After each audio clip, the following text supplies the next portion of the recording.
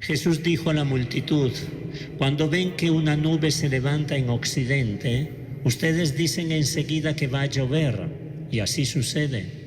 Y cuando sopla el viento del sur, dicen que hará calor, y así sucede. Hipócritas, ustedes saben discernir el aspecto de la tierra y del cielo. ¿Cómo entonces no saben discernir el tiempo presente? ¿Por qué no juzgan ustedes mismos lo que es justo? Cuando vas con tu adversario a presentarte ante el magistrado, trata de llegar a un acuerdo con él en el camino. No sea que el adversario te lleve ante el juez y el juez te entregue al guardia y éste te ponga en la cárcel. Te aseguro que no saldrás de allí hasta que hayas pagado el último centavo. Palabra del Señor. Gloria a ti, Señor Jesús.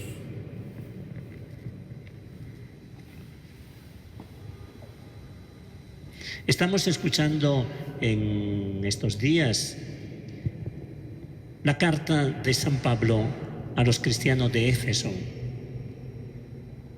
Esta carta es una carta muy bonita, es una carta que escribe él estando preso. Dice: yo preso por el Señor, da la vida por el Señor. Y esta noche el texto que se nos presenta es muy interesante para nuestra reflexión. Pablo nos exhorta a comportarnos de una manera digna de la vocación que hemos recibido. Porque hay una manera indigna, una manera que no es coherente con esa vocación, con el bautismo que hemos recibido. Y esta coherencia es muy exigente. ¿Por qué? Porque nosotros estamos llamados y somos parte, pero estamos llamados a vivir en plenitud al interior de una comunión, que es una comunión perfecta, donde no hay mancha de egoísmo ni de pecado, que es el corazón de Dios. Nuestro destino, así como lo ha pensado el sueño de Dios, es que vivamos plenamente felices en Dios, y en Dios no puede haber absolutamente nada de pecado, de egoísmo, de estas cosas que embargan a veces el corazón.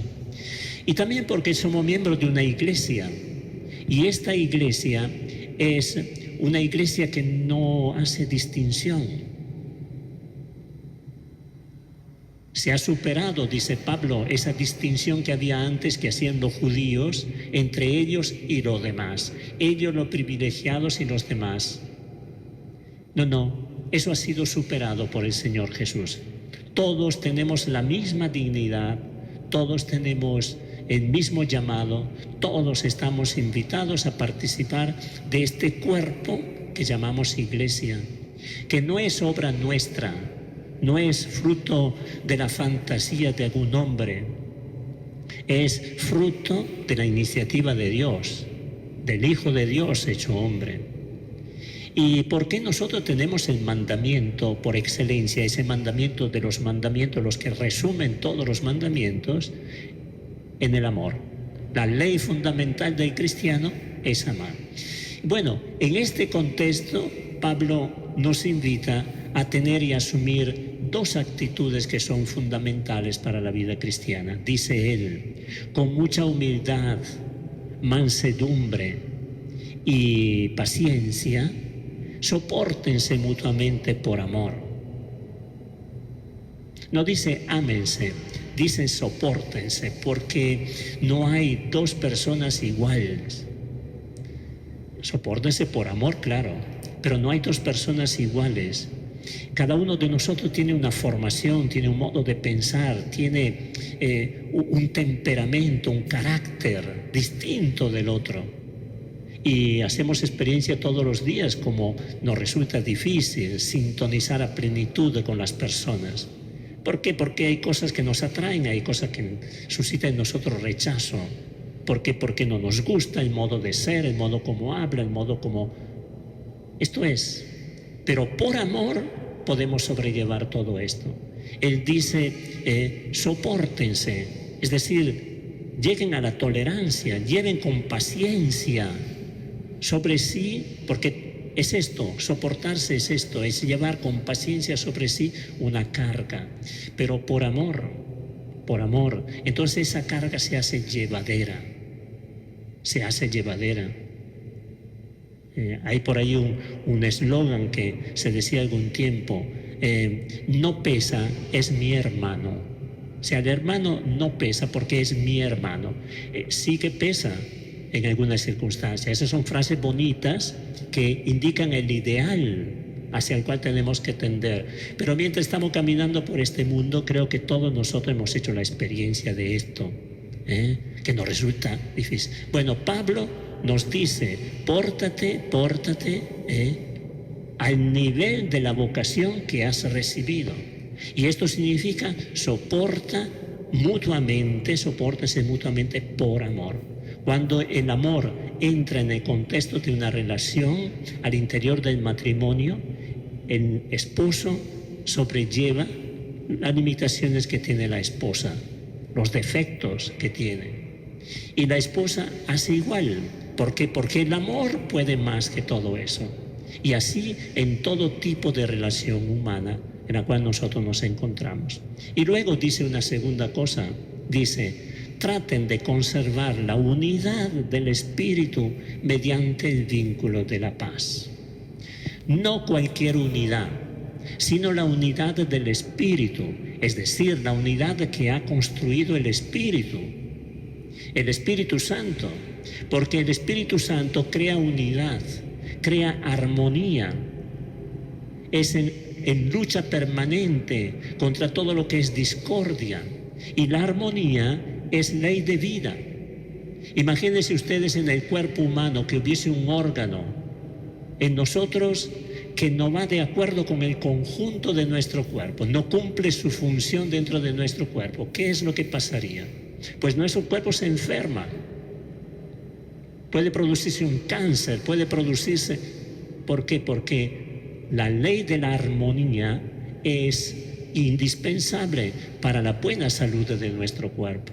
Bueno, Pablo nos acaba de decir que la iglesia es como un cuerpo. Entonces, hemos cada uno de nosotros estar al interior de esta iglesia, pero con esta predisposición, conservar la unidad del Espíritu. No es nada fácil.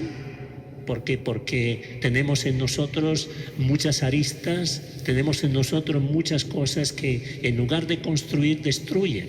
Pero con la fuerza del Espíritu podemos caminar, podemos mejorar, podemos derribar barreras, cosas que humanamente nos parecen imposibles, y tender puentes hacia los demás. Este es el esfuerzo permanente. Algunas bien y otras veces no nos sale bien. Entonces, la humildad de la cual nos hablaba antes Pablo es muy importante. Reconocer con humildad, Señor, si tú no estás en mí, no combino nada. En lugar de construir, destruyo. En lugar de tender puentes, levanto paredes. Esto es lo que hemos de hacer. Es ley de vida.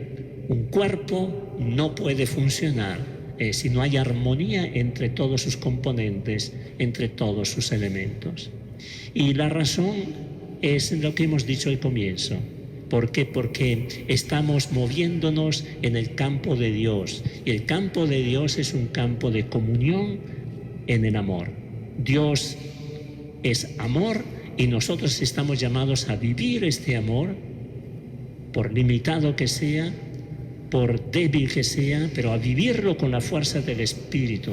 Es Él que garantiza nuestro caminar por el camino de la vida y por el camino del Evangelio. Bueno, vamos a pedirle a la Virgen María en esta novena mensual a nuestra Madre. El día de mañana vamos a celebrarse la conmemoración mensual de María Auxiliadora. Bueno, que nos ayude, porque ella ha vivido esta experiencia en un grado sumo. En ella no había pecado. Por lo tanto, todas sus acciones eran constructivas, todas sus acciones no estaban marcadas por el pecado, por el egoísmo, por la envidia y todas estas cosas. Y por lo tanto es maestra y ella puede enseñarnos muy bien cómo caminar por el camino que Pablo ha trazado a los efesios y que el Señor nos indica a nosotros para agradarle a Él en toda circunstancia.